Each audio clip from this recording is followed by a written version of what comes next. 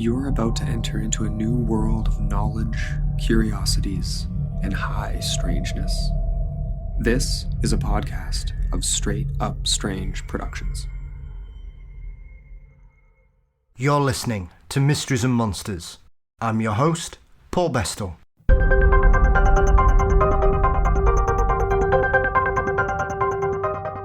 This week on Mysteries and Monsters, we continue delving into the world of Bigfoot with my guest, the marvellous Shelly Covington-Montana. Shelley is someone whose dedication, hard work and perseverance has seen her reputation in the field of cryptozoology skyrocket over the last decade.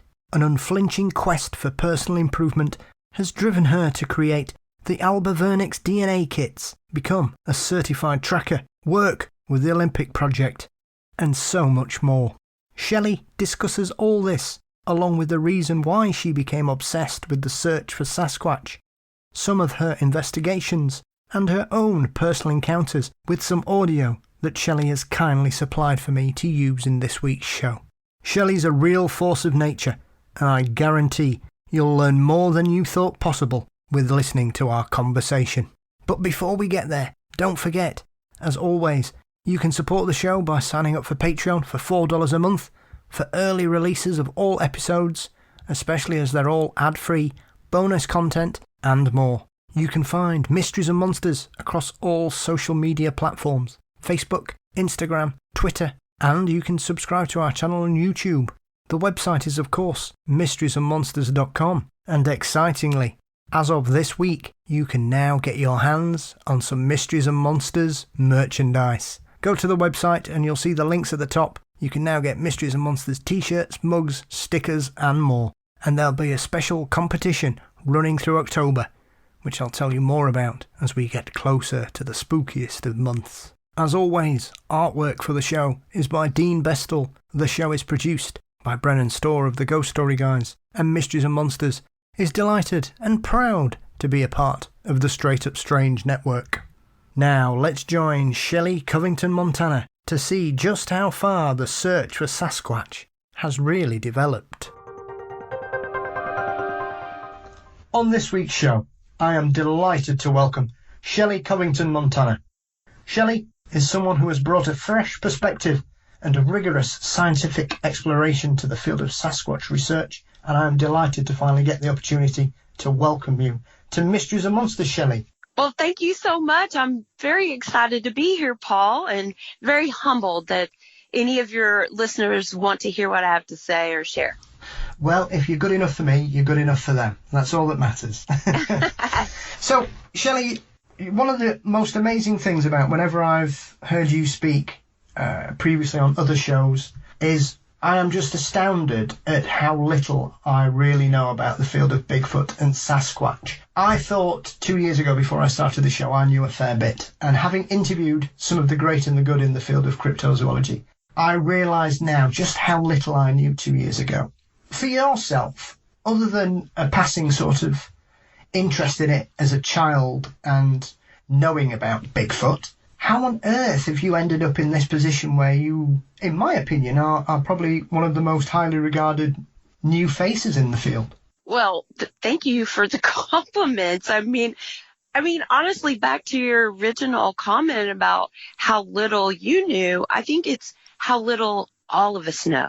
We really don't know much other than, basically the stories we've heard, going back hundreds of years. At this point, the Native Americans basically have some sort of story about the hairy man or some creature like that in their teachings, their myths and legends. And for me, where I am today and where I started from really, came from, as you were saying earlier in our conversation about being a little girl and seeing the Patterson-Gimlin film, around 9 years old, I think I was, and not giving it much thought because I live in Texas, and so it just that never clicked for many of us here, but there were some stories here and there, but Texans aren't about to tell you about that kind of stuff, because people might think you're crazy, but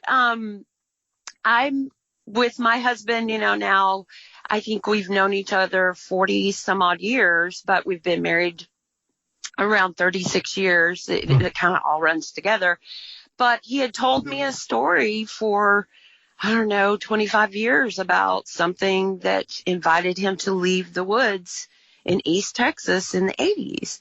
And it was just one of those things where if you know my husband, you know what a quality human being he is. And for him to tell me this story and never tell me what he thought it was, I knew that there was something. And then one day I said, "Are you talking about Bigfoot?"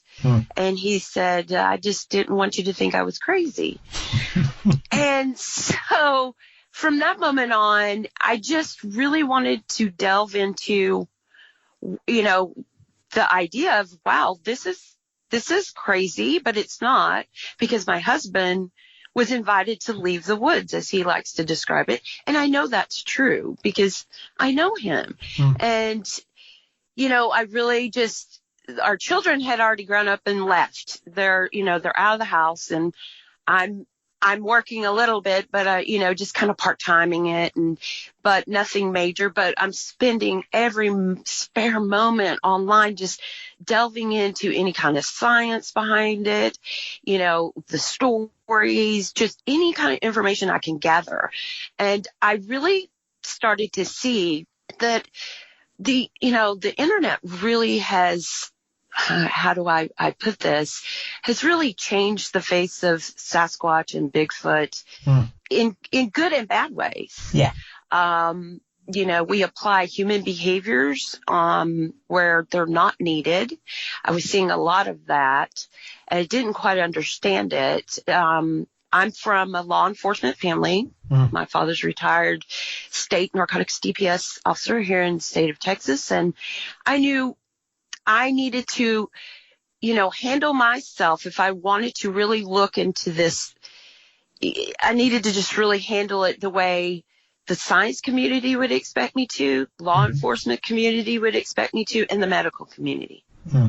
And we were lacking in tools. And one of those tools to me was a wildlife DNA kit. Yeah.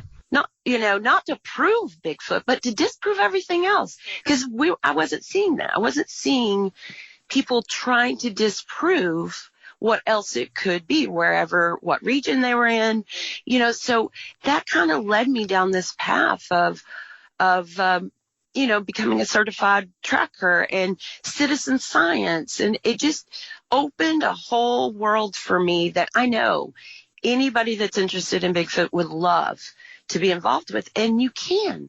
That's what's so brilliant about it and so wonderful. And it gives you more drive because you realize I don't know nothing. I know nothing, and so sorry for a long answer, but no, you're all right, because obviously in the world of Bigfoot categorization, your husband had I believe what most people would call a Class B sighting, whereas he heard something rather than seeing something. And was it circling his camp or something, Shelley?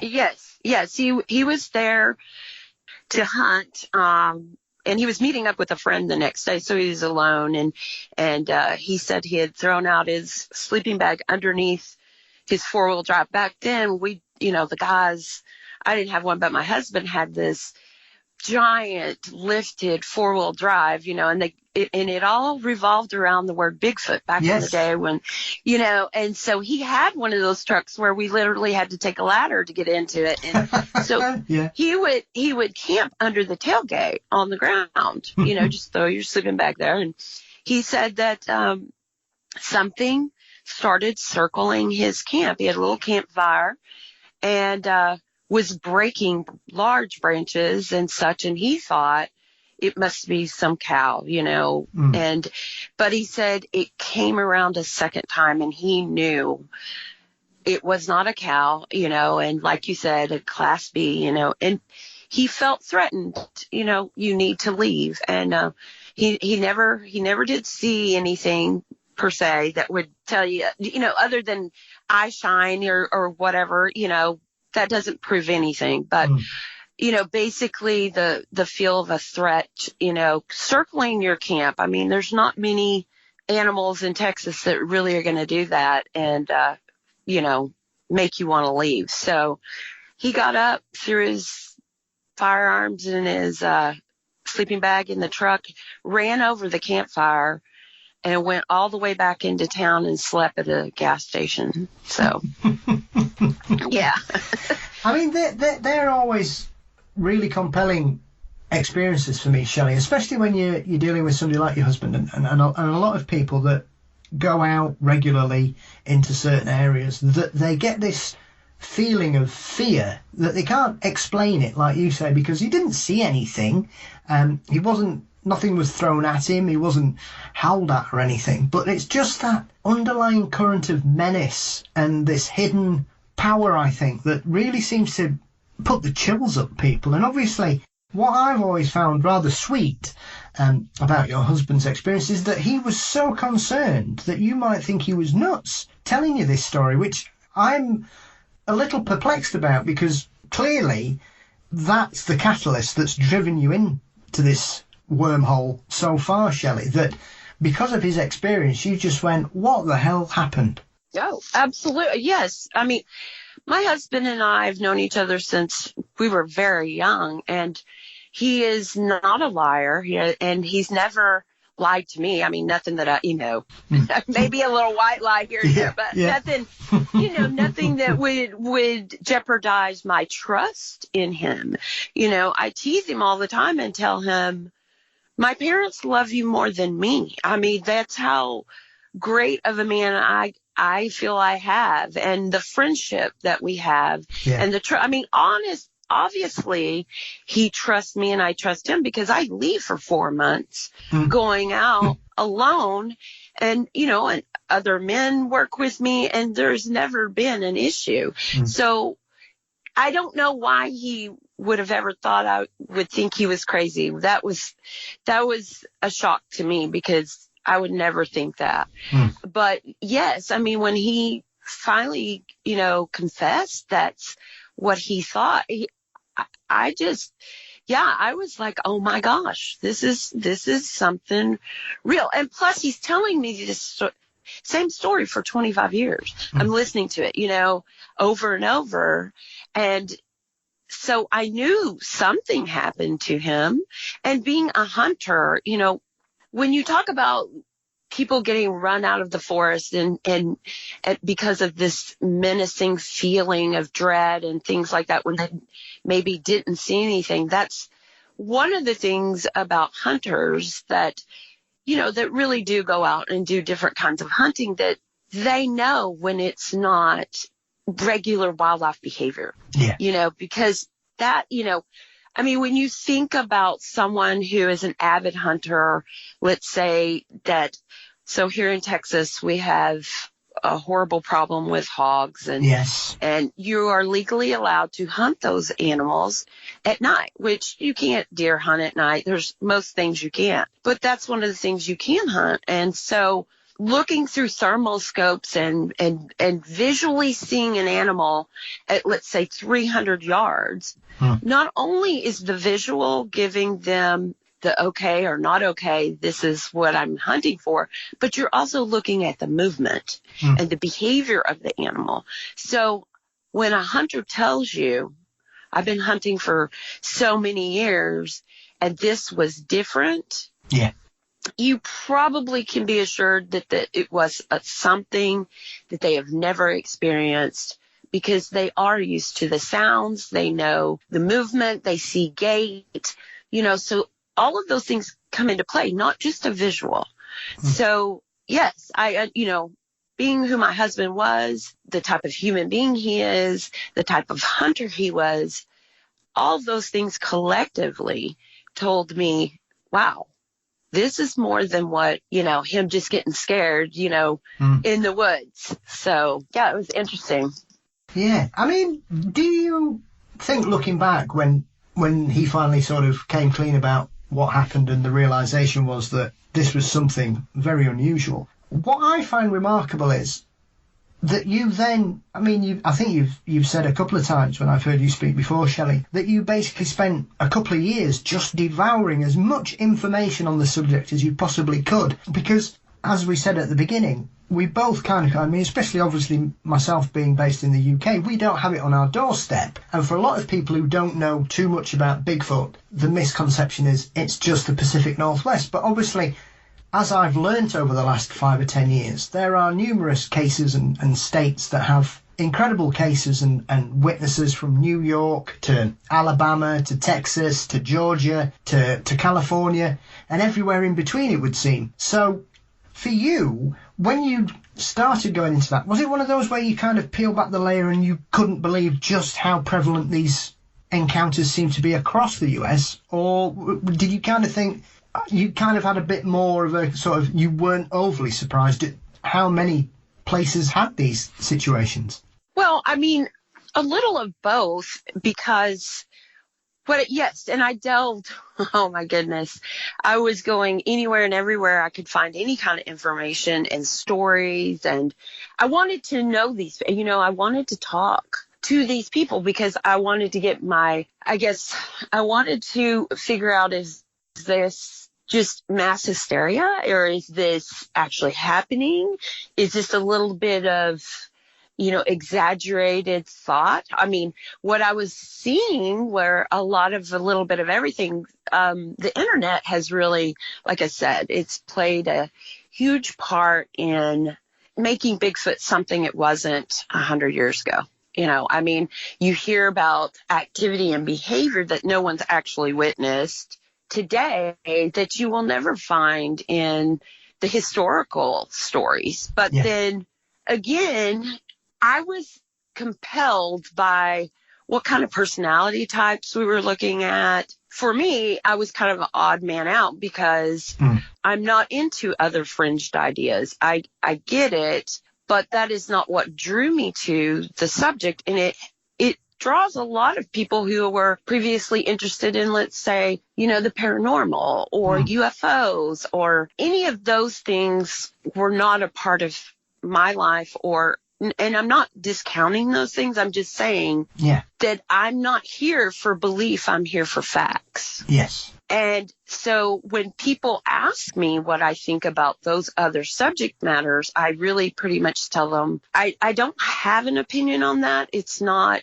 part of Bigfoot research for me. There's no need for it.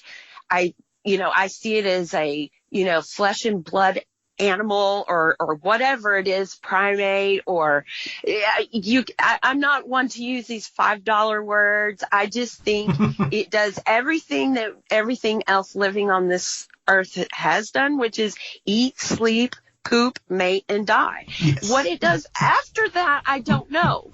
I mean, let's start there. And that's how I explain it to people like my friends and family who kind of freaked out. They were like, what are you doing? Yeah. And I'm like, look, quit looking at it like it's a mythical, magical monster. Just look at it more in the terms of an undiscovered North American great ape or hominid. I mean, I don't know, but it's not that crazy. And so when people understand it that way, it's like, okay, I got you.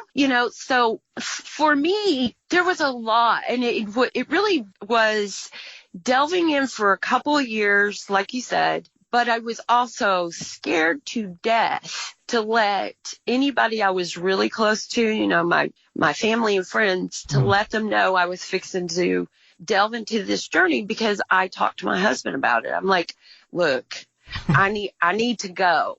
I need to go do this. And he was like, all right, you can do this, but the minute you become crazy, no more. And so, and then what I did was I created these little wildlife DNA kits, because for me, it was like there's a lack of tools. There's a lack of tools, and we're just kind of spinning our wheels, Yeah. And 90%, I believe 90% of the people that consider themselves actively researching are not these super qualified scientists. They're regular folks like me, and I'm not, I went to college for a little while. I graduated high school, but that's not giving me the actual qualifications to be saying this is what Bigfoot does or doesn't do. I don't know. I I need to see him do that. So, but what else can I do to help myself in my own education in the field? I need to start surrounding myself with people who are better qualified, which includes biologists, certified trackers, naturalists, people that really have studied, wildlife biology and environmental studies, so that when I say, hey, this tree structure thing over here, can we talk about that? And what about what kind of trees it is? What could have made this, through information that I'm not qualified to say I know, because I don't, but people that can give me that information, and also trying to improve upon my research, the way I look at things, being more mentally disciplined, having a better detailed-minded idea of why I need to be looking at wildlife, the way I need to be looking at behavior, environmental, all those things I need to start practicing and really find my genre and not be good at everything, but be great at one thing. Yeah. And so that's what I'm trying to do. Well, it is. And there's a couple of points you raised there, and I'm really interested in both aspects of it. Firstly, this DNA kit, Shelley, is a remarkable thing. And it's one of those things that when you've brought this to the table, I'm just astounded that nobody's had this brainwave before, but because there are two aspects to this. One is, for me, it's invaluable in the field that if you are going to partake in this research, you have to have a handy kit that enables you to try and gather as much data from whatever form, be it prints, hair, DNA, fingerprints, anything that allows you to get a real feel of the situation that you've uncovered for whatever it could be. But also the fact that, with the greatest respect, Shelley, it would have been very easy to create something that costs $1,000 and charge people $1,000. One of the things that's always struck me about you and this work you've done with this kit is the fact that you have tried to kind of create a version of it that is as cost effective as possible, which I think is also stands you in good stead, that it just proves that, and I don't mean this disrespectfully, you weren't in it for a fast buck. You were driven enough to create this and say, right, I've got this kit. I want to make it the most cost effective version of this kit that everybody can attain and use in the field. Oh, absolutely. I mean, it's been revised many times. And, the thing about it was, when I first made these kits, it was for me. It wasn't for anybody else. It was just, okay, what can I supply myself with as far as tools? What if I found some hair? I was seeing people picking up hair with their bare hands. And the running joke for years was I would say, well, why don't you just lick it? Now you just contaminated it. And honestly, it's already contaminated. I mean, but the Bigfoot community as per se wants everything to be so perfectly overdone. They're so critical. And so for me, it was like, what can I do for myself in case something comes across my path? I mean, so, of course, my casting kit and my DNA kit and my recorder, trying to get something together that was for me. But what had happened was I had been invited up to the Olympic project. And so through Shane Corson, because many years ago we used to have a show and it was because, and it was wonderful and great. And I told people, if you invite me, I will come because I want to meet you and I want to hear all of this stuff you have to tell me because I'm going to learn so much. Well, I get to the Olympic project and it's one of my favorite stories because I told my husband, okay, I'm from the South. I have to take gifts, they're inviting me, Southern girls make gifts. Yeah. And so I had made, I believe, everybody in the main group of the OP a kit. Yeah. And I introduced myself that way. I walked up to Derek Randalls and David Ellis and a couple others, and I was like, hi, my name is Shelly Covington-Montana, and I'm from Dallas, Texas. And I want to tell you thank you so much for having me here. And I create these little wildlife DNA kits, and I would like for each of you to have one. It's not to prove it's Bigfoot. It's to disprove everything else. And they were just kind of floored. Yeah. Like, what? And And I was like, well, I mean, Southern girls bring gifts and this is my gift. And they were like, no, we want to hear about this kid. And just to intercede with something, those kids are not new. I've had more people come up to me and go, oh, yeah, we've done kits years ago. And I'm like, yeah, but you don't still do them. You don't still encourage them to newer people walking in and are interested in this field. This should never be something that you don't have at least two of. One's in your truck and one's in that backpack at all times. So it's not really, for me, it's really about the mindset of what we call research. Is it banging on trees and doing whoops, or is it actually having things in your kit that you're prepared 100% for whatever comes your way? Yeah. And so because science isn't going to come and say, hey guys, we want to know everything you know about Bigfoot. They're never going to come to our table because it's ludicrous. Yeah. We have to come to their table and we have to show it through consistent data collection, be it doing nature journaling or, consistently looking to better ourselves in the research like DNA kits. The DNA kit I created in 2014 is absolutely not the DNA kit I have today. The DNA kit today, the Alba Vernix kit, is a latent hand, face print, and any kind of DNA you want to collect kit. So, and then you get calls from people like Cliff Barackman who says, hey, we got something we need to pull here in Texas. Get over here. Because, it's a consistency. Just getting people motivated to move in that direction. Yeah. And for me, it's about sharing that. Just because I have this idea of carrying a kit, somebody may hear that and take that kit and come up with something even better. Yeah. And that's what motivates me. Yeah, and I think, as is often the case in anything, Shelley, too often people are very protective about their thing, what they've brought to the table. This is what I do. No, you can't have it. And I found that a very refreshing aspect of what you're doing and what you have been doing is the fact that, yes, of course, it's not the first kit that somebody's used. But I was flabbergasted because it's one of those things where you sit back and you think, well, why weren't people using these kind of things? Like you say, you would see people picking what they thought was hair off a tree or touching things. And you're like, have you not watched any police drama on television for the last 30 years? Where's your plastic bags? Where's your gloves?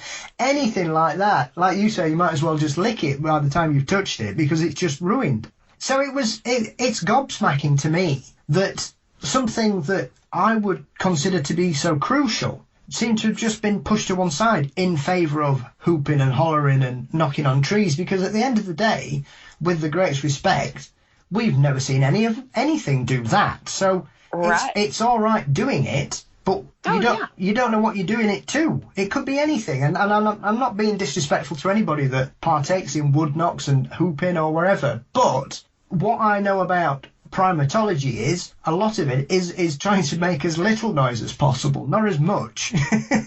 Right. I mean, and for me, it's what can I do to get the same results over and over and over again, Yes. because that's what science wants, right? I mean, a wood knock, and don't get me wrong, I will occasionally do a wood knock, and I have a buddy that does a fantastic whoop, and he gets whoops back. Yeah. But what do? We try to sit down and make sure everything else that could have possibly be is discounted. I mean, I've had calls that were captured on a recorder, and someone was like, oh my gosh, did you hear this call? It's a call.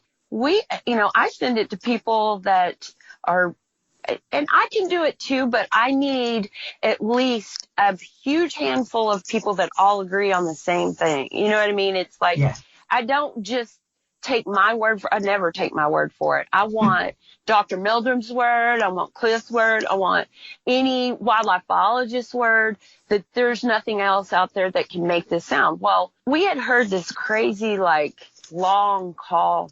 And come to find out, after it was all said and done, and I sent it around some of my guys are amazing that you would never hear of on Facebook forums. You might once in a while, but they're very, they're just quiet. They don't really care about people giving them grief. But anyway, what we found out was this was a metallic sound where we think an automobile hit a rock on the road and created this long, but it was through someone else's hard work and effort of trying to discount everything first through spectrographs and not enhancing, but pulling away the layers of things that it possibly could be. I mean, I'm able to record all night long, and which I do. I try to put out at least 4 recorders, north, south, east, and west. If I capture anything, I put it on my spectrograph, and I can tell you when it's a fly. I can see a signature. I know those signatures, or a specific type of bird flying by my recorder, or a rodent, but that's not my expertise, or at least it's, I know there's others out there that love it more than I do, that really delve into it more than I do. So for me, it's collectively, I do share a lot of things that I do as far as tools, but don't get me wrong. I do appreciate it when someone says, yeah, Shelley came up with the term Alba Vernix, because I worked on it. It was hard. But it was serendipity through people that had done some other work, like Doug Hijack, who that man is amazing to me. He is the guy that's looking at the compounds within the sebum of primates, and he has found that human primates carry one extra compound than all other primates. And for us to walk around not collecting face and handprint DNA, yet talking about pulling the print just for print's sake to look for dermal ridges, I feel so stupid. I feel so dumb, because once Doug talked about this, and I was put in contact with him after a face print of something. We're not sure what it was, but we pulled it. We pulled the DNA, and I'm like, this is a new tool that we have overlooked, which was there the whole time. Yeah. So for me, it's about that, just collectively figuring out, why are we just looking for hair? I mean, hair is so hard to find in any aspect of wildlife. I mean, and a Sasquatch hair, I mean, so I'm sorry, I go rambling, and I don't mean to. Hey, you're all right. I mean, it's very interesting because, ironically, today I've been reading a fantastic article about this new procedure where they have begun to do experiments, Shelley, using a vacuum to collect eDNA from the air. And it's one of those things where you think, well, I didn't even realise they could possibly do that. But they've been sort of running these tests in a couple of zoos here in Europe, one in the UK and one in Denmark at Copenhagen. And basically they've just been sort of filtering this area near pens to try and see what kind of animals sort of are there. And they've been astounded at the results of what they've been picking up by using the PCR technique, which amplifies the DNA that they collect in these filters. And they were even able to get DNA from fish tanks, sealed, a fish tank in a zoo, by putting a filter sort of 30 feet away from it. And that's the kind of level of research that just astounds me, that's the next possibility, because there's been a lot of talk about eDNA, especially here in the UK when they've been trying to find Nessie up in Loch Ness, and sampling the water and trying to find whatever. And it's one of those things that you kind of think, well, as with anything in the field of Sasquatch research, the big issue here is that we don't have many Tom Slicks around anymore, unfortunately. So finances and the money is always a problem, because your mainstream universities aren't going to give somebody a grant to go looking for Bigfoot. We all know that. But that's clearly one of the next steps to kind of look at, because, building on the kind of research and collection of data that you're working on and the guys up in the Olympic project are as well. It's trying to use as many different tools to get as much information, as you say, to disprove everything. And then whatever's left, hopefully, could be some kind of evidence. Right. I mean, it's so simple. It's brilliant. Does that make sense? Yes. And we keep overlooking, and we're so fixated on the emotional research being the experience, being in that area, getting that, people pay to be scared. Yeah. And I think it's a little bit of that, the experience of going on an expedition and possibly having something happen, which I think pareidolia, I know you've heard that term, yes. is in every aspect of research, meaning pareidolia in our recordings, pareidolia in our thermal imaging, pareidolia in what we think is going on, pareidolia in pictures, pareidolia in videos. And then, it becomes blurred and everybody gets upset when, no, that is actually this or that. And so I'm like, no, just the really cool thing is the real science. That's what's super exciting. It's way more exciting than fantasy. Yeah. It just really is, because look at what you're talking about. eDNA from air.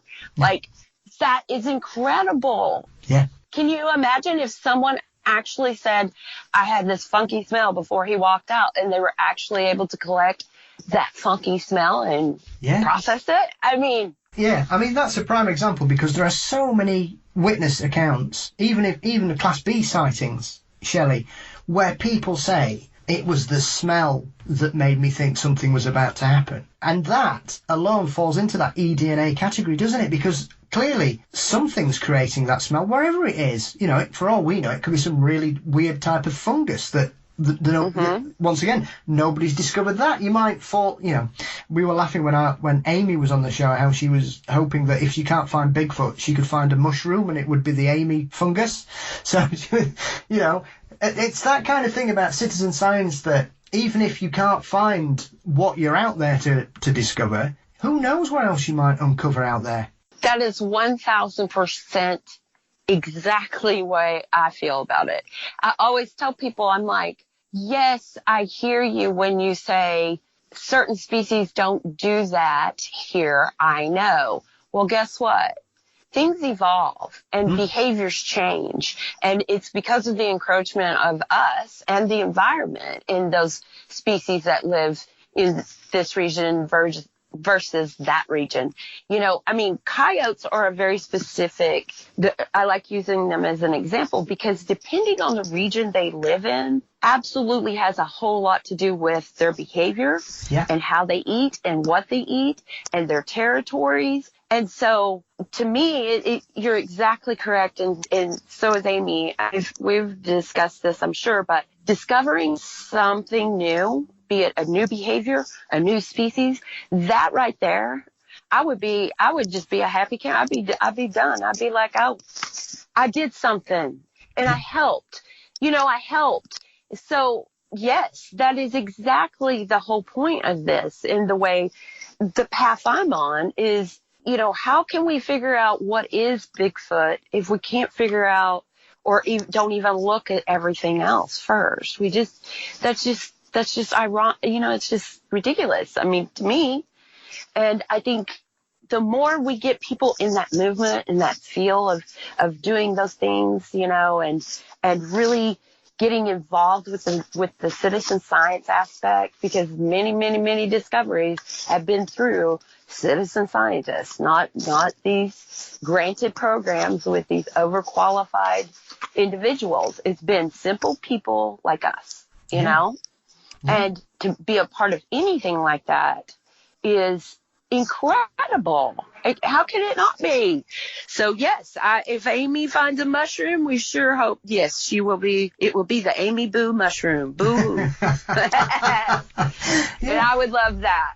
Absolutely. And without wishing to sound like a cliche, I think one of the aspects of all this is that often people go out looking for Bigfoot and they can't see the wood for the trees. Essentially, they are missing so much. And what I found interesting about a lot of people who have come to Bigfoot research recently over the last 10 or 15 years is that there seems to be a real fresh perspective, because when Shane and David joined me a few episodes ago, one of the aspects of Bigfoot I'd never really considered in depth, really, Shelley, was the nesting aspect of this alleged phenomenon. And I'd never considered this kind of, is it a seasonal thing? Are they used from certain things? And Shane was talking about it seemed to be a certain type of tree that was used. And when I've heard you speak, when you're discussing things like the alleged tree structures that have been created, once again, it's one of those aspects that if you just look at that and say tree structures, it's like, well, okay. But then I think you were pointing out, well, what type of wood is it? How flexible is this wood? How quickly does it rot?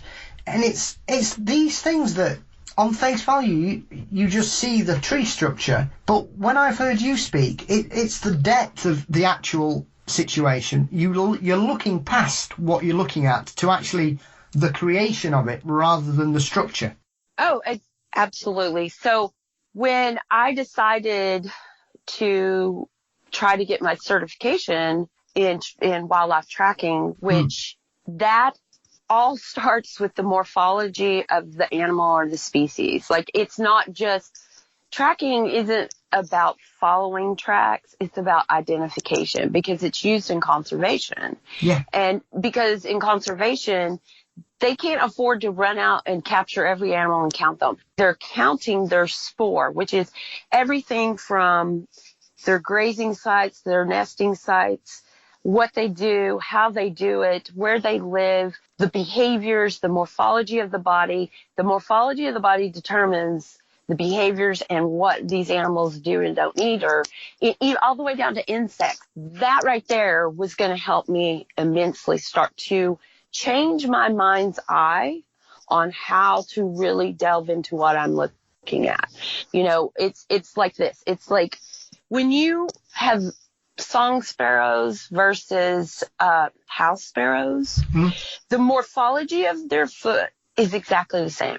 The difference is to know, is this a house sparrow or a song sparrow? Is one hops and the other one skips. Yeah. So there is so much more you can learn by going into these types of programs, which are offered to the general public. That's the beautiful thing about it. You know, it's things like tracking and being certified, so everybody's on the same level. Like, everybody's standards are the same because they will use you in conservation. Yeah. You know, it's like when you're a naturalist, a master naturalist, which that is my next try, which Amy got to do it. Another one of my followers said, you've inspired me. He's become a master naturalist. But here in Texas, it's really hard to get into the classes because everybody wants to do it. But what it does is it starts making you look at things way deeper than, like you say, the tree structures, or because there are so many other reasons why they're there other than something building it. And I want to know all those things because it teaches me, the more I learn, the less I know. It makes me more humble and more excited, and just, I get a sense of therapy from realizing that sitting in front of a computer or going to a college course, I'm only going to be stimulated by those things that are predictable. Whereas when you're in the wilderness, you're learning from the true teachers of what we're trying to learn about, right? The true environment. Those are our teachers. Everything from what kind of ground soil we have and why it's there, all the way to how old is this tree and why is he here? Because even trees pop up in places that were never there before, but need to be there now as pioneer trees to help hold the soil together because of erosion. Yeah. You know, it's things like that. And nature journaling is another huge thing that people can do. And I learned this from another Bigfooter's wife who does it for her firefighting job. Yeah. So it's just, I could talk about things like this forever, about all the things that just regular folks like me can be beneficial in the long run. So those tree structures and journaling a tree structure, I really have no opinion about what Bigfoot does because, like you said, we have never seen him build a tree structure. Yeah. We've never heard of them building nests through any historical stuff. I mean, you know what I'm saying? So for me, it's about when I come upon anything like that, why not start journaling it, creating drawings, then starting to ask better questions. Yeah. What does it remind you of? What else is it like? What could have it been made by? Who else makes things like this? What has the weather been like? Because we know, how strong are these trees? What kind of tree is this? And, just it leads you down this beautiful rabbit hole of digging for the proper, more important information in my opinion. Yeah. So, well, I think it's one of those things, Shelley, that it's the little nuances in nature that sometimes you overlook. But when we're talking about this kind of situation, if people are having experiences, what time of year is it? What kind of plants are in the area? Are there other animals passing through? Is this a trail? Is there a different kind of fungus even that grows at that particular spot or at that particular time of year? And often, nobody, in the past, people wouldn't look at any of that. It would be, there's been reports of Bigfoot. It's the what, not the why. Do you know what I mean? Whereas, oh yeah. Why is it there? Is it there for a particular reason? Because there are so many encounters over the years where we've had these flaps of where a Bigfoot or alleged creatures have turned up in a specific area for a very short period of time, and it does seem to occur in other kind of cryptid cases, especially these mysterious black panthers that are apparently don't exist, and yet hundreds and hundreds of people keep seeing them all over, especially in the south of the US. Yeah.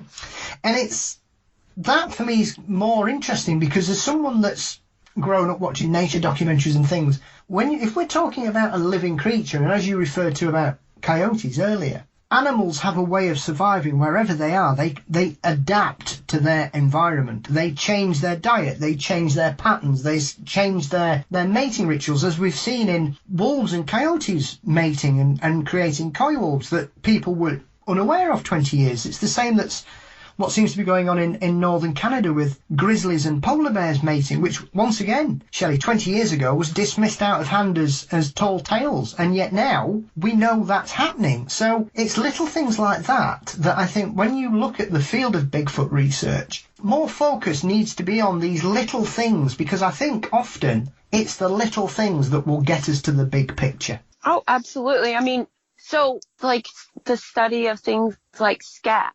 Yeah. Scat is a very important thing, and it's part of wildlife tracking. And so, say you're trying to determine if this scat is felid or canid, and the contents of the scat, and how dense is the scat, and where's it placed? Is it placed on the trail, or is it under a bush? Those things truly do matter. I saw someone say something about, I've seen almost all scat in North America, so I can tell you what it is. No, you can't. You've got to know the measurements, the diameter, the density, and the contents of the scat, because felids, cats, are true carnivores. They don't eat berries.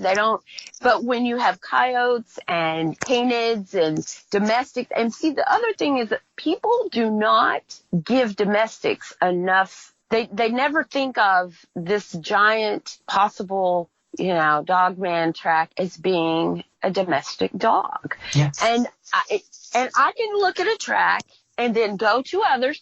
And what I'm going to tell you is at least 3 reasons why it's not this species, and 3 more reasons why it is probably this species and possibly other species. So those kind of studies really help you eliminate more than confirm, which then when you get it down to, the region and how far is this from there, and, then it starts to make more sense to say, this is a bear track, because bears will come back, male bears will come back to their tracks year after year during mating season, place their feet in the exact same tracks and rub their palms of their feet, the pads of their feet, into the tracks over and over year after year to release their pheromones and hormones for other bears in the area. Mm-hmm. So why would not an old bear track be misidentified? I mean, there's about 20 other, pieces of science you can look at a track and determine a bear track, but that's exactly right. We're not focusing on behaviors, small details, looking, into the forest with a different mind's eye. We're biased. We're looking for Bigfoot. Once you have one encounter, I feel like every encounter after that, whether they're true or not, or you feel they're true or you're not sure, is of little importance for me. Like, I don't care what people think of my encounter because it's not important. Yeah. You know, because I'm biased at this point. I'm trying to say what I say is not important. It's the facts that I put in front of you. That's it. That's all you should care about. Absolutely. And I think one of the aspects of this as well is, you know, as we're talking about tracks and the research of them and the study of them, once again, if you're dealing with people who don't really understand what animals are in that environment, you know, I've seen countless bear tracks that have been, you know, eventually conclusively proven to be a bear track that on face value does look like a footprint easily.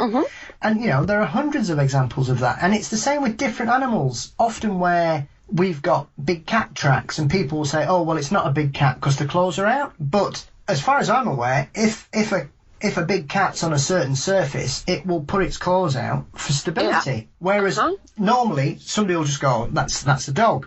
It's not a cat. But once again, that's all about the knowledge and the study and the understanding of different environments on a creature's reactions to what's going on around them. So often people want it to be something and therefore dismiss all the possible explanations out of hand straight away. They go at it the opposite way round, Shelley. Oh, absolutely. I mean, it's always, or not always, but, you know, they don't discuss what other things it could, like when I started going to the Pacific Northwest, I went and purchased a lot of books on the region and the, you know, what animals, what sounds. I was going into looking at, because I knew I'd probably hear something before I'd see anything, right?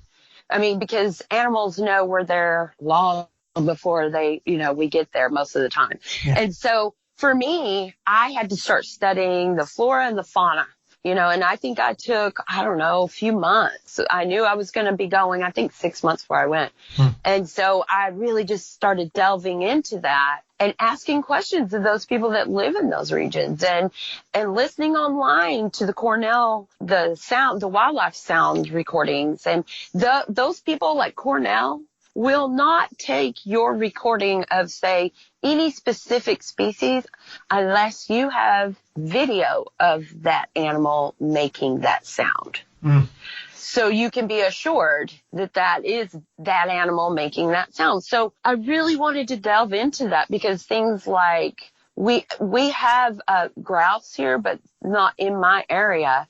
I had never heard of grouse, but I knew they made this drumming noise with their wings, you know, and so I studied that. And when I got there, I heard a grouse and somebody said, that's grouse. I was like, awesome. Now I know, you know, and then you've got things like nighthawks, which are these amazing birds that dive at you at night.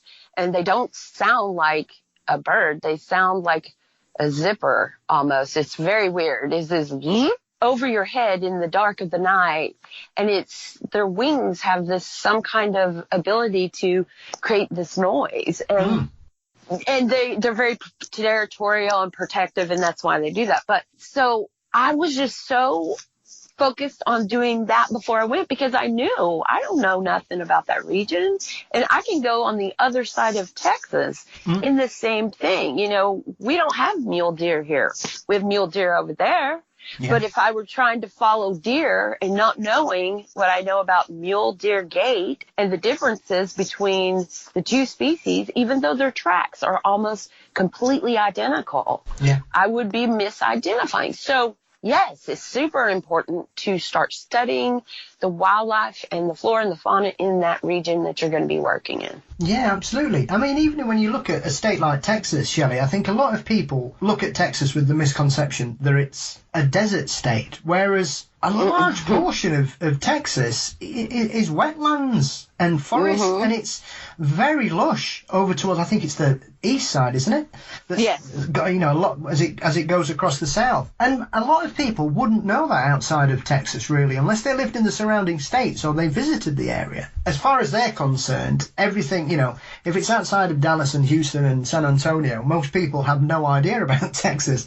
And it's only through my knowledge of speaking to people and reading that I've understood that there are these vast areas that, to anybody from outside, wouldn't have the first idea. And once again, you will have a completely different environmental setup there. You will have a different range of animals. You will have normal Texan animals that will probably behave very differently over there. Oh yeah, East Texas, which is a lot of where I go in the winter months in Oklahoma, Arkansas, Louisiana.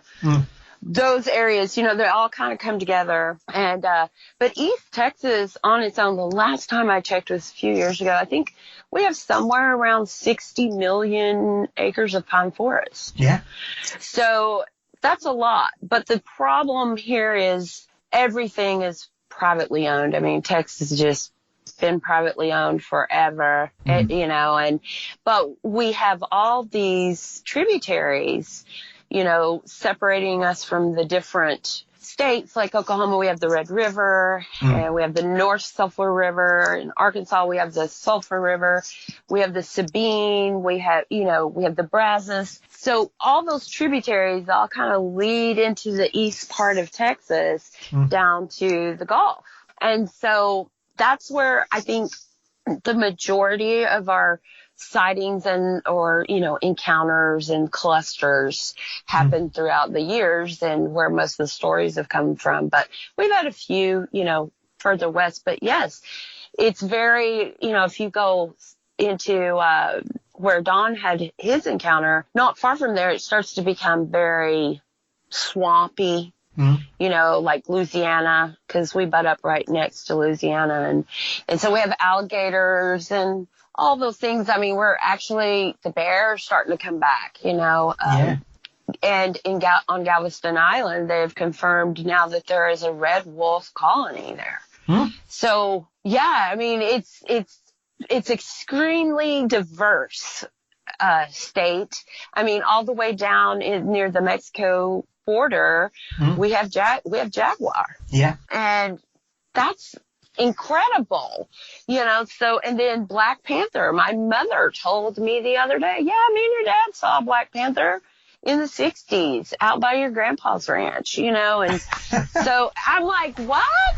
You didn't tell me this? Oh yeah, we were driving down the road and over by Woodson, and it crossed the road in front of me and your daddy, and I was like, that is incredible, so yes, the behavioral studying behavior and environment and how that affects one or the other in wildlife, I think is super important. I think, as far as Texas, Oklahoma, Louisiana, Bigfoot, Arkansas, Bigfoot stuff, it's really, it boggles my mind. I, for the life of me, would not know why any creature would choose to live in the heat and humidity of the South. We chew our air before we swallow it here. It's 100 degrees right now with about 60% humidity. Yeah. So the heat index is somewhere around a 115 to 120. Yeah. It's terrible. So I can't understand why. But then again, I'm putting human behavior on something like a Sasquatch. Yeah. Buffalo and cows and bears and fully furred animals live in this region and do perfectly fine. So why wouldn't a Sasquatch, right? Yeah, absolutely. Because you've got to look at the environmental factors. And as you touched on there, I find it remarkable that, once again, when you're talking about things like jaguars and red wolves, these are animals that were either supposed to be extinct or people just were misidentifying them, because they were reported quite a lot. And I often find it funny when we're talking about things like big cats in certain states, Shelley, that the authorities seem to think that cats understand state lines, as though they know where the border is. Like, oh, well, they say, oh, well, the Florida panther won't go in Georgia, as though it knows that it can't go past Jacksonville, and it's going to stay, no, thank you. We're only going to stay here. And you just think, well, we know animals will go where they can. If they can get somewhere for whatever reason, they will go there.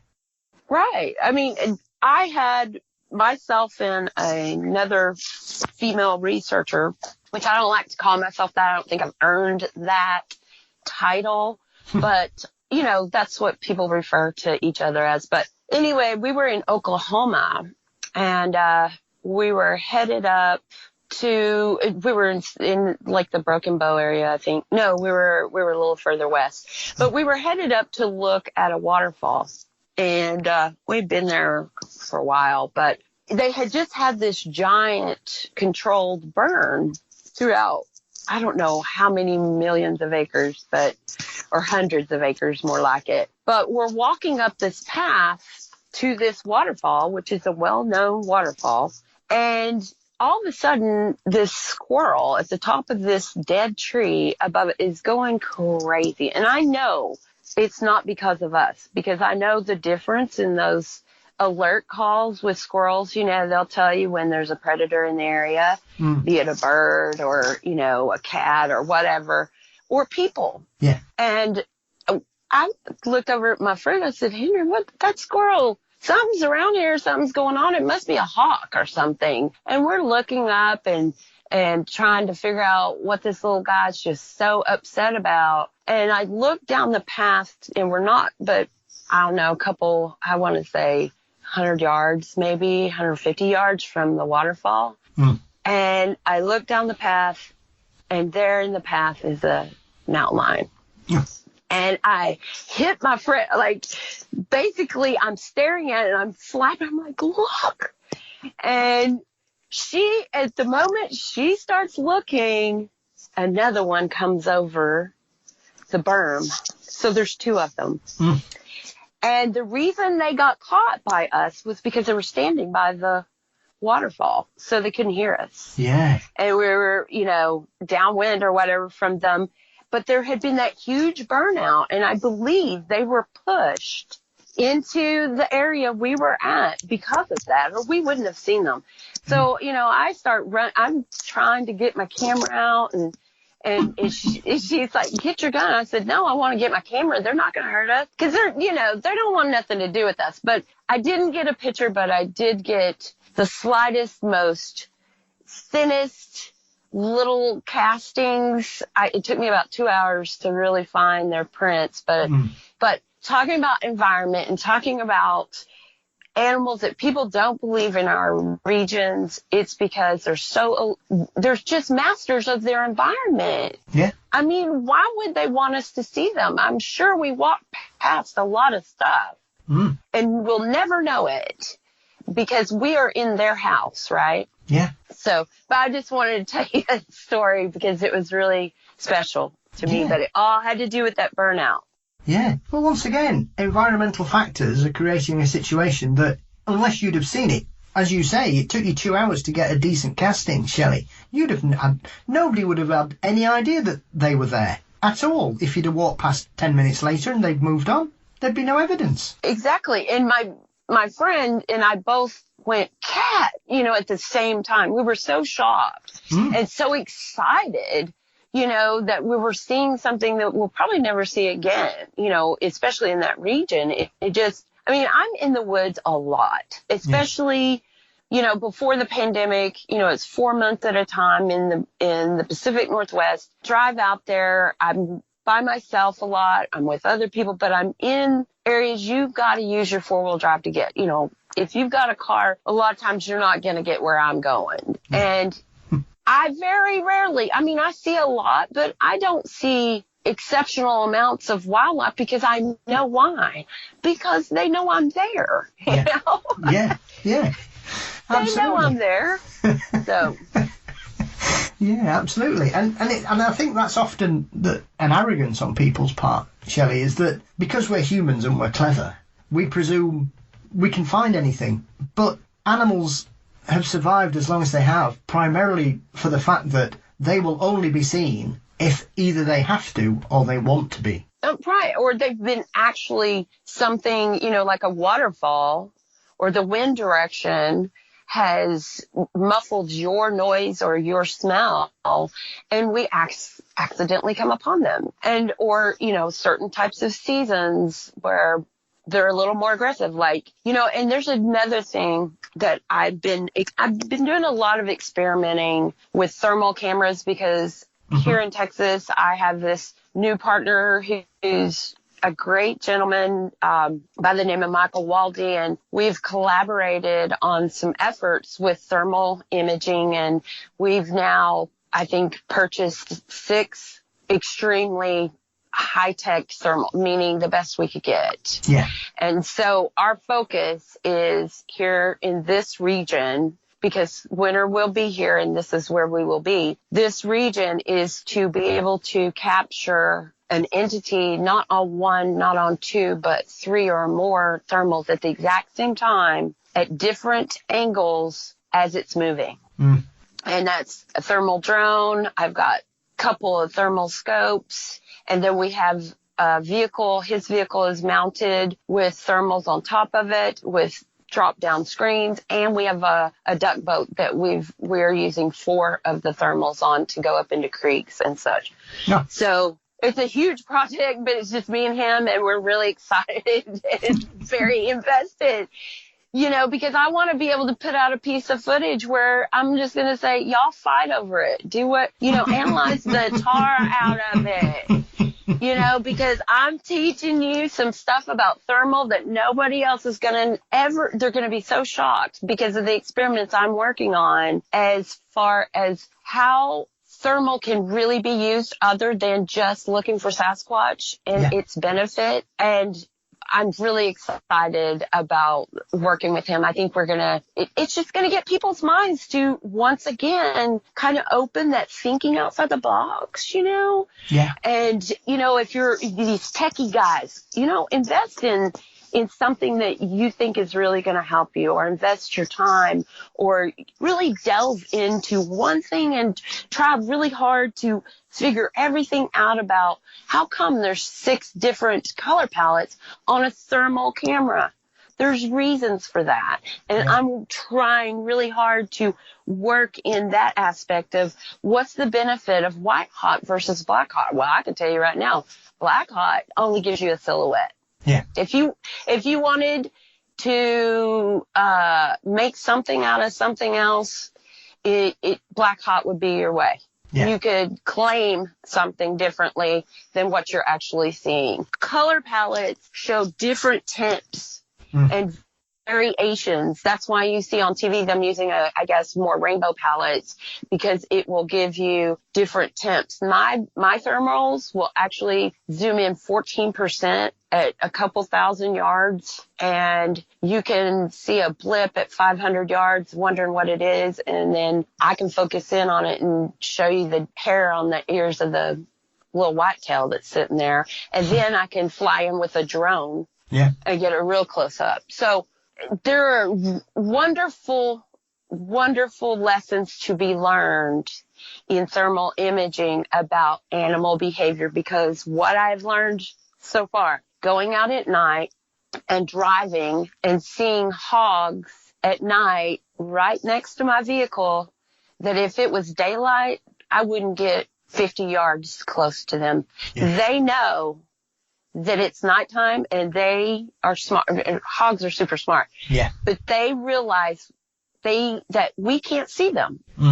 Does that mean, I'm not trying to give them any extra intelligence. I'm just saying animals behave differently at night than they do during the day. Oh, yeah, absolutely. We've, over here in the UK, we've got a population of hogs in the south of the UK that were released from an animal farm a few years ago, Shelley. And unless you know about it, you wouldn't know they were there. And it's only often when people get up on a morning and they realise something's come round and dug their garden up at night that they realise there's a situation, because, as always, they keep themselves out of the way. They don't want any interaction, and coming across a hog, especially one with hoglets, is not a situation most people want to be in, because you're in for a lot of trouble with that. Absolutely. You know, I've seen a couple of programs, especially like you were referring to earlier about the problem you've got in Texas, especially with this sort of explosion in the population there. And I've seen just how difficult they are to track, because they're quick, they're intelligent, and they'll fight if they have to. They are not an animal you want to upset. Oh, absolutely not. I mean, even the babies come out aggressive. I mean, Yes. they're cute, you know, they look like little pumpkin seeds or little watermelon seeds, Yes. what they call them. But they will attack you, Yes. you know, and they will eat you, you know. Yeah. I mean, my father is constantly worried because he's afraid that the hogs are going to eat our calves, our newborn calves, and they will. Yeah. You know, and so, yeah, but I find it just amazing how many people make assumptions when they see something through a thermal. It is a Sasquatch when it's not. You're not looking at the gait, how the animal's moving. Where are you at? You know, I mean, because they haven't given the consideration of it being anything else. Yeah. I have a very good friend, one of the guys I work with, Kurt Brandenburg in Washington, and he has a thermal footage of this amazing looking heat signature in the woods. It looks like, I don't know if you've ever seen that photo of what people think is a Sasquatch. I don't know what it is, but it looks like the back of a Sasquatch with his foot up, like next to his knee, and it's of the back of it, and it looks just like that in this heat signature, and he's filming it, and all of a sudden it gets up, and it's two mountain lions. So immediately your mind's eye is like, that's a Sasquatch. I mean, look at it. It looks like one. But when it gets up and moves, it's actually two mountain lions that were setting there, and they were just getting this silhouette, you know, and it was a great one. But so for me, I keep trying to tell people why. And the other thing I get kind of frustrated with is when I therm and I'm on foot, which is most of the time, and I see a heat signature, I'm on the radio with other people. And I'm like, I see the heat signature on the hill. What do? I walk towards it. I walk towards it because it's going to move. If it's really a living entity, it's not going to charge me. It's going to move away. Yeah. You know, unless it's a hog. But, you know, but hogs are noisy. And they tell you they're there. They, you know, so... But when I'm like, why am I getting this little bit of information? What else did you do? Where's the beginning and the end of this? Yeah. You know, how did you see it leave? Or did you just say, oh, yeah, that was a Bigfoot, turn your camera off and go about your business? Yeah. I mean, that kills me, and it happens a lot. And I'm sorry I sound critical, but it's like, come on, do better. Let's do better. Let's all do better. Yeah, absolutely. And I think, as you refer to there, that's one of the aspects of having as many thermal cameras, because then you've got different angles, different depths, different perceptions. Because, as you refer to, we've all seen, you know, like you've just mentioned there, Shelley, the amount of times I've seen footage where something just starts and then they stop filming, and you're like, why have you stopped?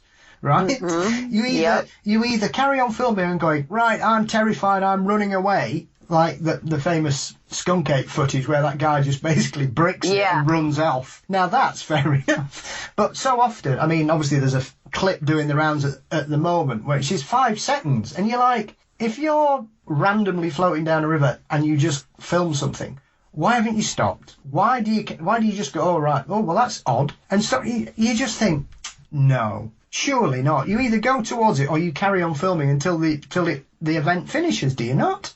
Yes. And that's one of the things with the thermals that we have is I've got it to where I can set them up in my tent all night long and over my camp to film all night long nonstop. And if anything walks in has a heat signature, it will alert me. And I have it also where... So if I've got my second thermal, which is the one that's going to be able to identify, I've got it set up on, it's Wi-Fi to a 12-inch iPad, and my partner can control it while I'm being as steady as possible on that entity, and then he can launch a drone within less than 30 seconds. Yeah. So I can control. I mean, that's the other thing about using thermal. You have to practice because it's, you're using the same eye because it blinds you over and over, but your fingers have to know to hit that record button. It's got to be muscle memory. Yes. Everything about collecting evidence needs to be practiced. You need to be practicing using that DNA kit over and over and over. How to lift prints, how to lift DNA, how to store it. Doing any kind of castings. I cast everything from snow to silica to mud to whatever I can practice on, because there's only going to be that one time you might get something really good and you get one chance. Yeah. And so environment also has a lot to do with how well your thermals work and how well your casting material works. So if you're in a wet area, let's say the Pacific Northwest, and it's raining, yes, you've got to know how that casting material is going to work. And thermals, because thermals are sensitive to moisture in the air, meaning they don't like fog. Yeah. They don't like it when it rains. They don't like heat. They, when it's very cool and very cold and very crisp and very dry, that's when they're at their best. So you need to be practicing all these things on everything, not just Sasquatch. Practice on regular wildlife, other humans. What can this thermal camera do for me? What can this casting material do for me? And make yourself really good at it. And then when I don't know if I'll ever see a Sasquatch in the daytime in my lifetime. Yeah. Or ever. I feel very blessed. I had 2 encounters that I had, which in 2015, they're not proof of anything, but will that ever happen again to me? I doubt it, to be honest with you. I don't know, though, but I'm going to be ready. Well, I think, Shelley, you've got to be prepared for every eventuality. If we're dealing with a creature that has managed to avoid a proper detection, be it in whatever way people will consider proper, full proof, be it DNA, a body, actual film footage that can be fully ratified and proven, then it is interesting how many times over the years, as you refer to there, about situations where so many times you see people and they come across something and they fetched the wrong plaster and it won't work, or they haven't got anything to cover the print with, or the camera wasn't on, or they forgot to turn their sound recording equipment on. And it's one of those things that, like you say, it's muscle memory. You've got to be able to be prepared to do these things in your sleep. Absolutely. It's 100. And this is why I like going by myself. Because I cannot depend on anyone else. I have nothing distracting me because I'm ADD, too much. And, when there's others around, I enjoy the company and we get talking about this and that. And that's when people forget to turn on their recorders, or they don't lay out their batteries to be recharged. Like, did you hook up your solar panels? Did you go and download? So you get into this mindset of you have a job, and it's usually a lot of boring stuff, but you have to do it day in and day out, over and over and over and over. So like you said, once something important happens, everybody's on, you're on point. You hit, it's muscle memory. You know exactly what to do, and you don't panic. Because that's the other kind of weird thing about Bigfoot groups being together, is they feed off of this. Did you hear that?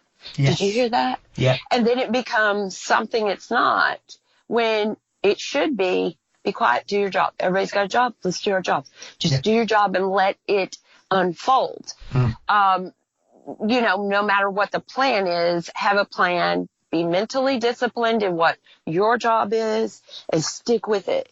If I'm in the woods all by myself and something were to come up into my camp, the worst thing I could do is panic, right? Yes. So I spend a lot of time telling myself, because all my equipment's already going, I hear things and I'm just like, that's nothing. Because I fear panic more than I fear anything else, because I'm afraid then I'll get hurt. Yeah. And I'm a long way from home. And even though I have a sat phone, an emergency system where I talk to my husband every night on it, texting, and they know if I haven't moved in let's say 10 hours from one spot to another. I mean, it stays attached to me. But so for me, working alone has really helped me to, when I get out of the truck, I just grab a recorder and put it in the top of my hat and turn it on. Yeah. Without thinking about it, versus being told, hey, did you put your recorder on? Yeah. So, yes, muscle memory is a learned, and it's a discipline that I think many of us need to really start to focus on. Yeah, absolutely. It's all on you. You're not relying on other people. Right. Exactly. Look, I think it would be, I'd be letting myself down if I didn't go back to obviously what you've mentioned a couple of times before I let you go. And thank you for a wonderful and enlightening conversation, Shelley. Oh, I love it. What I would say is, obviously, you've mentioned this event in 2015, and I've heard you talk about this before. So, for anybody who's not aware of this, what happened in 2015? And because what I like about this is that you're very matter of fact about it. There's no, it's this, it's that, it's this. Because, once again, one of those things that really endears yourself to me and others is the fact that if you don't know what something is, you say you don't know, because no one knows everything, and anybody that says they do, you should avoid with a wide berth, in my experience. So I think it was 2015, and you had a couple of incidents happen that were perplexing, to say the least, weren't they?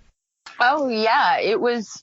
And like you said, it's hard for me to talk about, in the sense that we are humans and we are faulty in our recollections. Yes. And so but something happened. What it is, I don't know.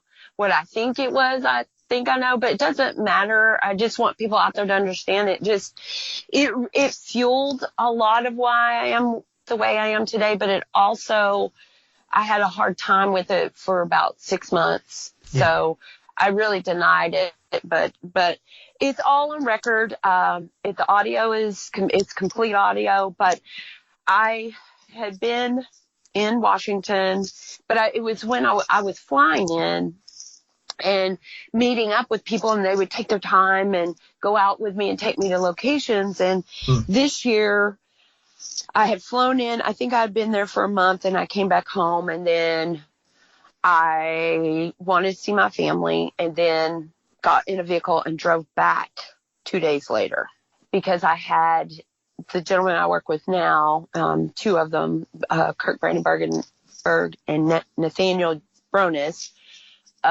were going to take 2 weeks to carry me around and show me these amazing sites and some historical Bigfoot events that aren't necessarily public, but some are. Yeah. And take me to regions. So we drive up. This gentleman, I'm here in Texas years ago, but we drive up, we get there, and it's a camp with Kirk and Nathaniel, myself, the other gentleman I went with, and a couple other gentlemen. And as soon as we get there, I put out my recorders, and I'm going to brave myself in this tiny little tent in the tree line away from everybody else. And we start hearing these around dusk, which that was about when we got there, not long after we got there. It was dusk, I guess. And now you got to remember that side of the United States in early August, late July, it I think doesn't get dark till almost 10 o'clock at night. And so we're talking. I'm excited to be there. I wanted to meet Kurt for years, and I was, just blah, blah, blah. And we've been on the road for 26 hours. It's crazy. And all of a sudden, up on this ridge line, which is a 10-mile hike to the top of that ridge line through, there's the trails, we get these giant, baseball home run crack, pow, like gunshot almost. Yeah. And I'm going, did y'all hear that? What is that? Is this somebody up there was shooting guns? Or and they're like, I don't know, maybe. We kind of all blew it off. And as time went on throughout the evening and into the night, it just it came down the mountain. It came off the ridge, and every couple hours it would be, pow, it would be closer to us. Yeah. And then, to make a long story short, it eventually got to as close as outside my camp, and we were running recorders, and I was still like, oh my God, it was a lot of these wood knocks. And then there were all around us. There was one behind us for sure, but we kind of ignored it, but we were still like totally like, what the heck is going on the first night? Yeah. And then made a plan for the second night. And it started exactly the same time, same place, same channel. Yeah. Which then I'm like, no way. Really? I just drove up here and there is Bigfoot here. No way. And same thing. Pow, and I want to say from dusk till about 2 a.m, we had this plan. So we put all the guys to bed except for myself and Nathaniel. Now, this was a burn ban, so no campfire. We can't have campfire. Yeah. And so we're in the dark. We have no lights, but Nathaniel and I are mimicking the Sierra sounds. We're doing that, and Yes. laughing and being really loud, you know. Yeah. And same thing, just comes down that ridge, pow, and the next thing I know, there's one in the meadow behind us answering, and it's not moving. Mm-hmm. These things are not coming back from bulk, and the big one that came off the ridge was just like, it was just big. I just felt like it was just really big, like, pay attention to me. I'm making noise, whatever it was. And the one behind us in the meadow was doing these passive single knock, never multiples, always singles. Yeah. And it never moved. And then, I'm literally talking to Nathaniel going, wow, you can hear some audio.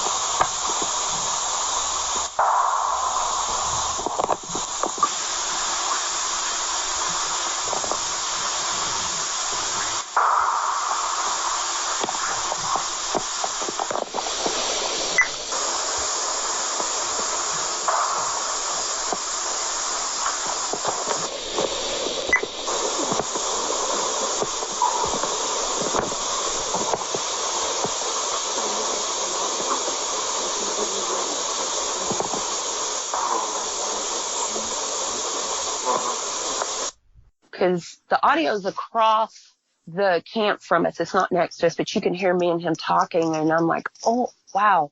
And all of a sudden, there's this path that goes through the woods about a quarter of a mile, then it goes over this logging road, and then it goes through the woods again, and it ends up at the base of that ridge. And I just feel like I go back every year. I retrace everything over and over and over and over, and I feel like this was the path, whatever it was. But there was this huge burned out tree with a big stump I can't even, I hate giving measurements because every time I go back, it looks different to me because of new growth. But let's say 100 yards over by that path from where I'm sitting with Nathaniel.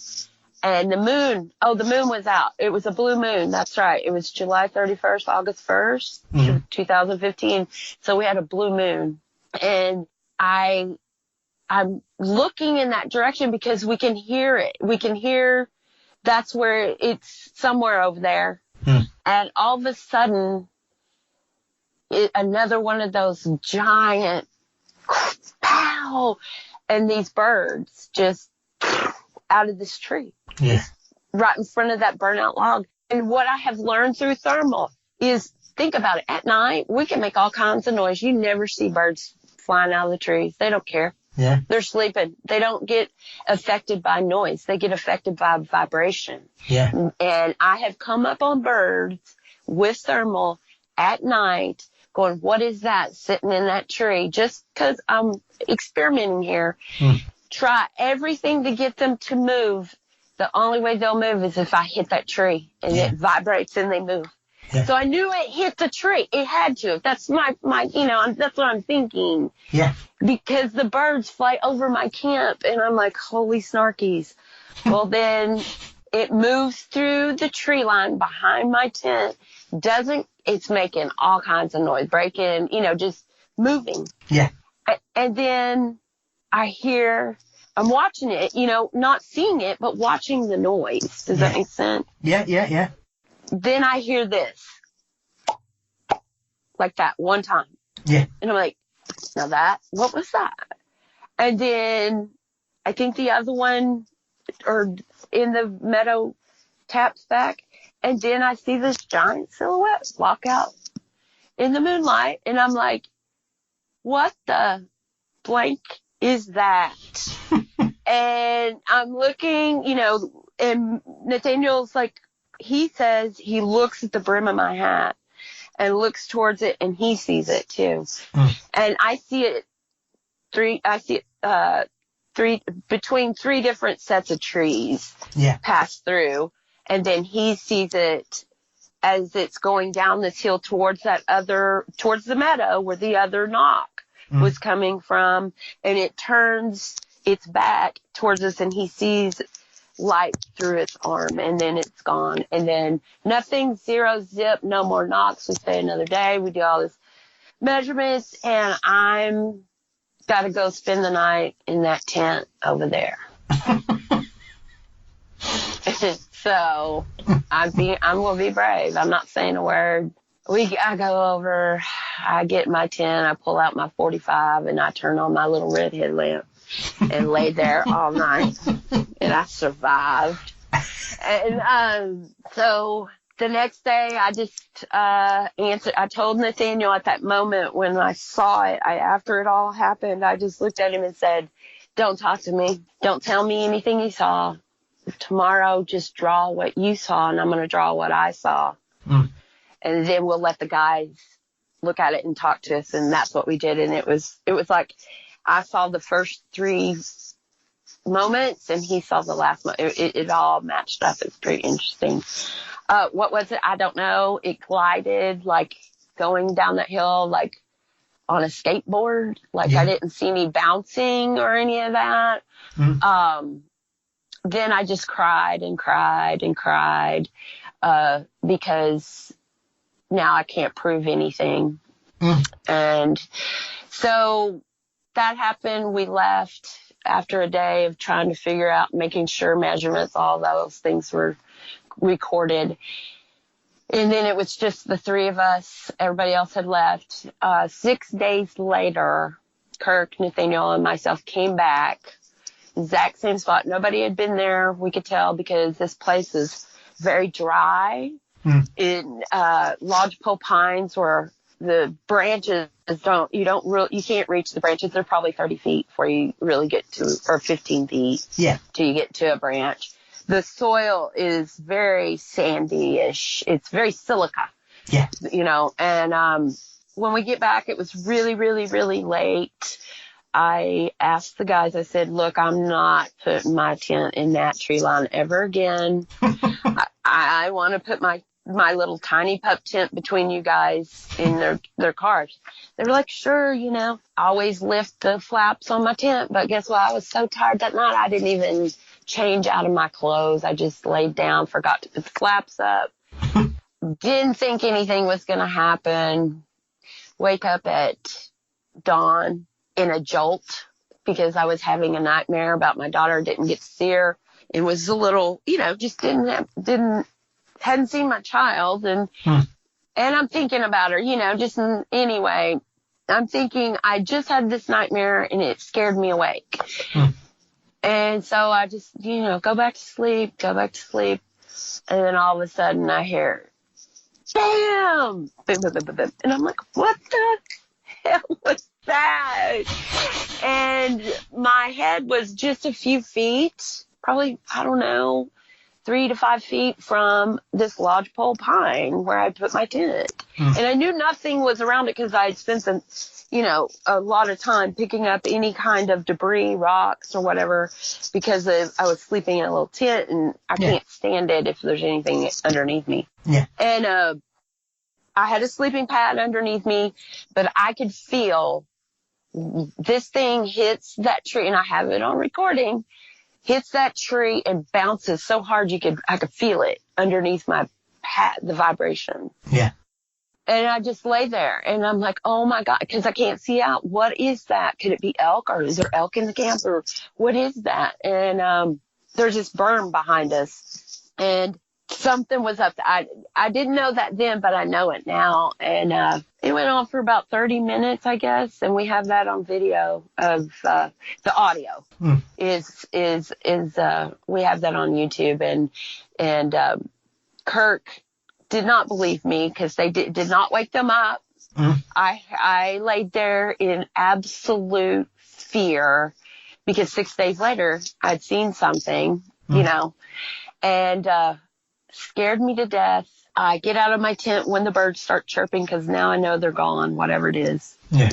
Start jumping up and down. The guys are going, what are you talking about? What are you talking about? I'm like, oh my gosh, you did not hear that. And Kirk puts on the audio, downloads it, puts on his Bose headphones. I'm showing Nathaniel the rocks and sticks. Yeah. And you could hear the crash come out of the Bose headset. And he says, I'm so sorry, Shelley. But yes, I was deathly afraid because I couldn't see. I couldn't tell.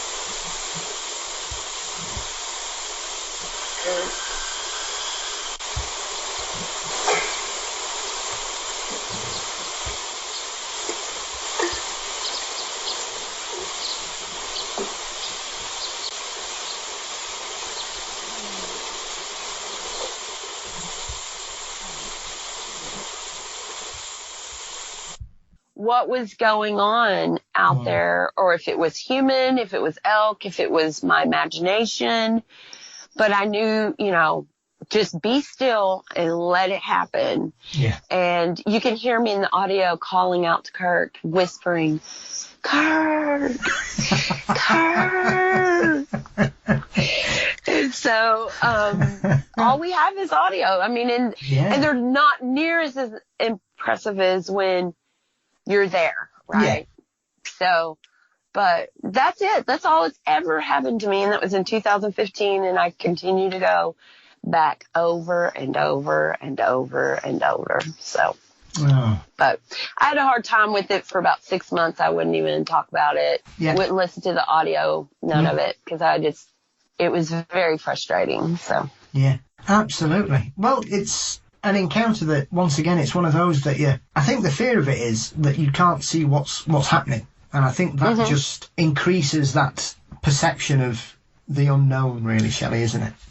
Yes. Well, and that, and the other thing I think would be, people always say, what would you do if you saw one in the daylight? And I'm like, well, that would be a shock, right? Yes. To our systems, right? Yes. But what I think would be even more shocking, because I've interviewed a lot of men who I believe what happened to them happened where they had up close in your face sighting, But what I think would be even more scary is it sees you and you see it, like locking eyes.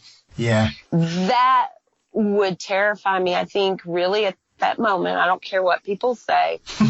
You can never be prepared well enough for something like that. No. From talking to people who have had that happen that won't go in the woods anymore, or take 10 years off, or told me, after it was all said and done and I got back to my vehicle, I was hunting or whatever. I didn't know it, but I urinated all over myself. Yeah.